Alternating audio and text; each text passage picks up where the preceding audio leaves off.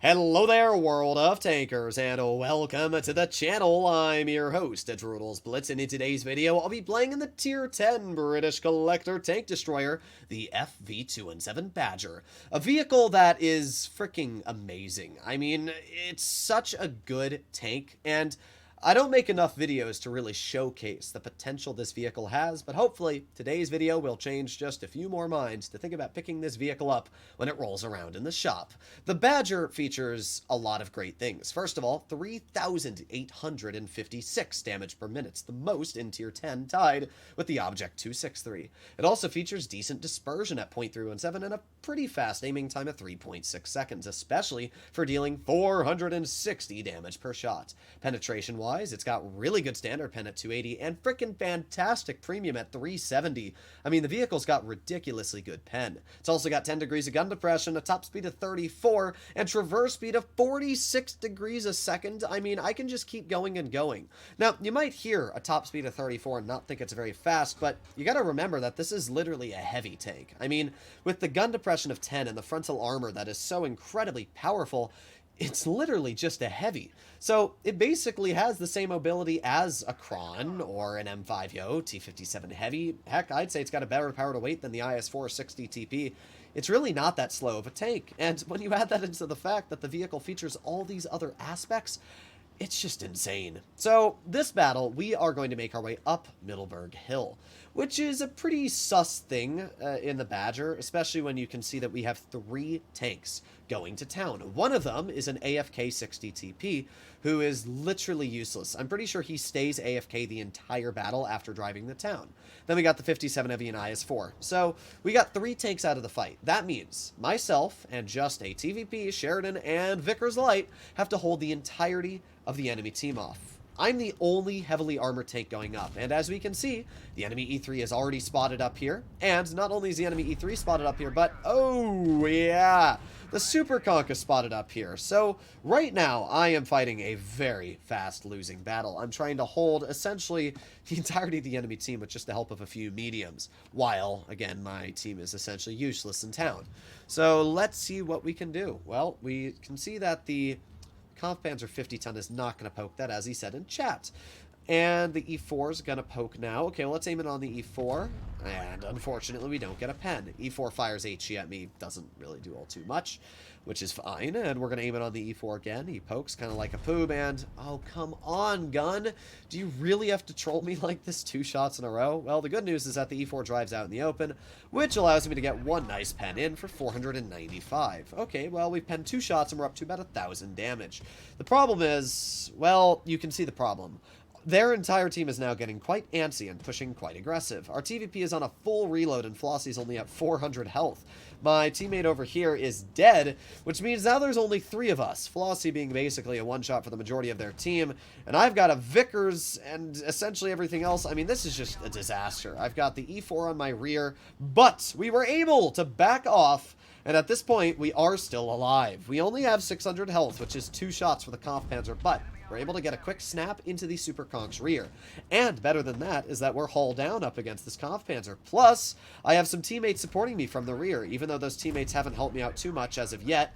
They haven't even captured A yet, which is just an absolute disgrace. We are still alive. We got a pen into the Leopard, kill him, and now the Kampfpanzer's rushing me. The Kampfpanzer bounces me due to the fact my traverse is so fast we're able to get off to his front.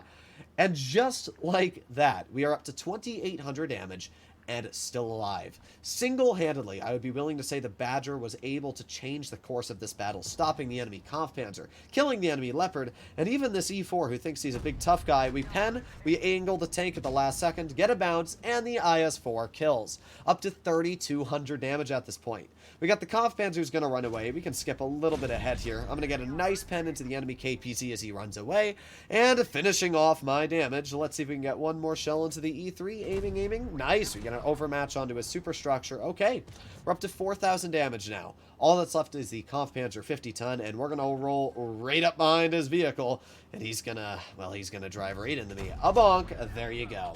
So, first game, we just annihilated the enemy. We did 4,400 damage and came out with a victory in a situation that I am absolutely bewildered on how we won. I mean, we had everybody trying to chase us from every single orifice and angle, and yet we survived. So 4,400 damage and 1,460 blocked. Nothing crazy, but still a pretty crazy result. Let's do another game, this time on Hellas. This was a 2-minute and 40-second battle, and yet in just that amount of time, we were able to absolutely roll our opponents. So up against us, we have a Foch, Jagdpanzer, and Object 268. They also have a T-57 Heavy, Moitian, Object 84, and a T-92E1. Okay, well, we're going to start off this game by making my way over towards base A. We're going to see if we can get some decent shots off at A. Sometimes it's more beneficial to go towards medium side, but in the Badger, especially because Flossie is using the Vickers Light, I know that he's going to cover medium side, so I'm just going to try and hold B and A. So we got the 57 Heavy, we got the Foch. Alrighty then, let's aim it on the Foch. Bonk. There you go, nice slapperoonie into the enemy Foch. The 57 Heavy is learning that he can't really pen me, so he's not even looking at me. We get one nice pen into the 57 Heavy, and the crazy part is, look at this, we already have another shell ready. I mean, that is insane. The Badger with Adrenaline only has a 6-second reload. That is only double the incher clip of a Kron. So that means, by the time a Kron deals, let's say, 1,200 damage to me, I can deal 1,000 back due to the fact I have a free shell at the beginning, and then just keep on peppering him. That's insane. Alright, well, the Object 84 pens me. Actually, he doesn't pen me, but we don't pen him either, which is really, really stupid. I don't know how we did not pen the side of that Object 84, but I'll take it. That's a nice bounce, and bonk, there you go. The T-92E1 gets badonkered by us. Alright, well, we're up to 2,200 damage dealt, so we're now going to rush the T-57 Heavy. And this is where the DPM on the Badger is just insane. We're just going to keep demolishing him over and over. So there's a second shell into his tank. Nice 381. I mean, it was a pretty big low roll, but to be fair, the next shot I fire makes up for that massive low roll by rolling 553. So I can't really complain all too much. We're up to 3,700 damage, and oh boy, look at what's in front of us. A free German Super Heavy and an Object 268. We got one pen into the 268. We over-angle the sides on purpose so that he doesn't pen us, and now we're going to get another shell in. So just in a short amount of time, we've gone from 3,700 damage to 4,800, and now we're up to 5,300. I mean, the tank is just so dang stupid. So now we're going to aim it on the 268. Unfortunately, we don't get the kill because I think Flossie fires like a half a second before us, but that's fine. We are not dead. We're still getting damage out. 5,804 damage, and what a stupid result, as you can see. The Badger is insane. The DPM, the mobility to traverse, it all just plays perfectly into the Badger's playstyle. And because of that, I still believe that this is one of the best tier 10s in the game. Not only is this the highest performing win rate vehicle in tier 10, but it's just got everything going for it. So let me know what you guys think about the Badger in the comments down below. What you think about it, but for me, I absolutely love it. Hopefully you enjoyed today's video, and I'll see you in the next one. Bye-bye.